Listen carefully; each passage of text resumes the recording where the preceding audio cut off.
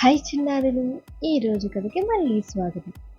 అనగనగా ఒక చిన్న గ్రామంలో రవి అనే బాలుడు ఉండేవాడు. అతని ఇంటి వెనుక ఒక చిన్న చెట్టు ఉండేది, కానీ అది ఎప్పుడూ ఎండిపోతూనే ఉండేది. ఒకరోజు రవికి ఒక పాత కుండ దొరికింది, కానీ ఆ కుండలో చిన్న రంధ్రం ఉండడంతో దానిలో నీళ్లు పోస్తే కొద్దిసేపటికే సగం నీళ్లు కారిపోతాయి. అమ్మ చెప్పింది, ఈ కుండ పనికిరాదు.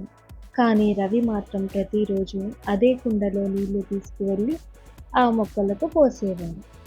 దారిలో కొంత నీరు కారిపోతూనే ఉండేది.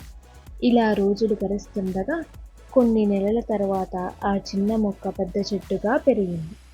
దాని పక్కన చిన్న చిన్న పూల మొక్కలు కూడా అందంగా వికసించాయి. అప్పుడే అందరికీ ఒక విషయం అర్థమవుతుంది.